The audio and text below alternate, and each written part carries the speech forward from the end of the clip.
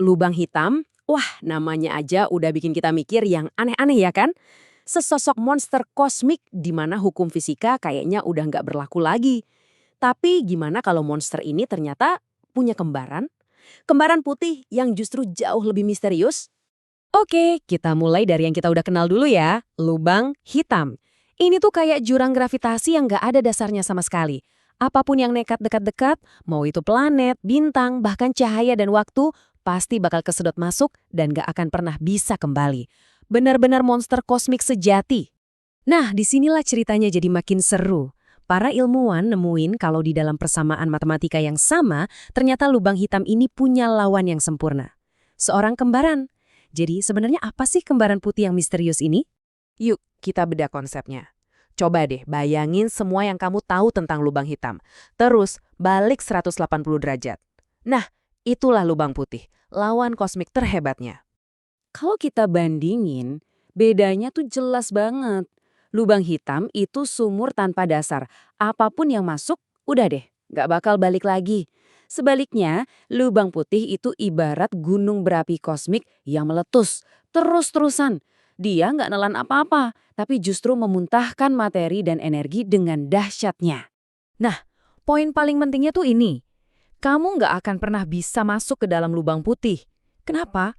Ya karena apapun yang deketin bakal langsung mental kena semburan energinya yang, wah nggak kebayang deh. Dia itu pintu keluar kosmik satu arah, nggak ada jalan masuknya sama sekali. Jadi, dari mana sih datangnya ide gila ini? Ternyata dia lahir dari dua tempat yang beda banget. Keindahan murni dari matematika dan sebuah teori dramatis tentang kematian lubang hitam. Sama kayak lubang hitam, lubang putih ini juga lahirnya dari rumus jeniusnya Albert Einstein tentang ruang dan waktu. Coba deh bayangin rumus ini kayak sebuah film. Kalau kita putar maju, filmnya nunjukin lubang hitam terbentuk. Tapi kan di matematika, filmnya bisa kita putar mundur. Nah, waktu para ilmuwan ngelakuin itu, mereka nggak ngelihat lubang hitamnya hilang, tapi justru muncul sesuatu yang baru, si lubang putih ini. Oke, secara matematika mungkin emang ada.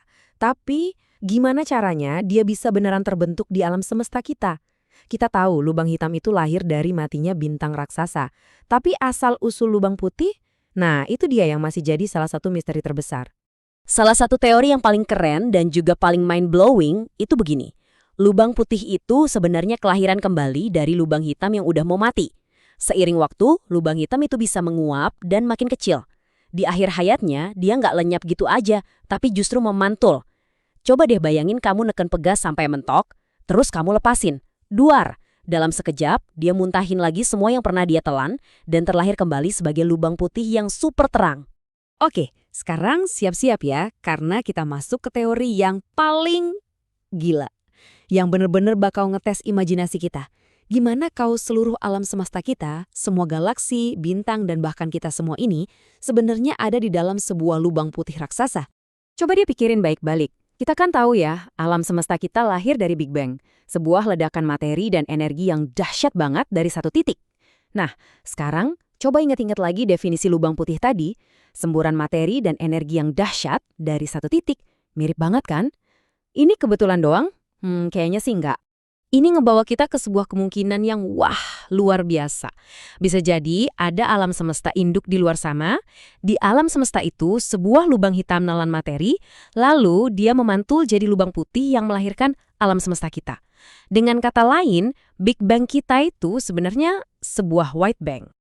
Oke. Setelah kita terbang jauh ke imajinasi kosmik, sekarang waktunya kita balik lagi ke bumi.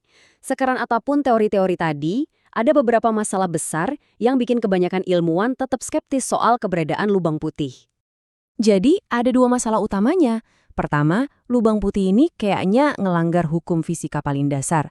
Energi itu nggak bisa diciptain gitu aja dari ketiadaan.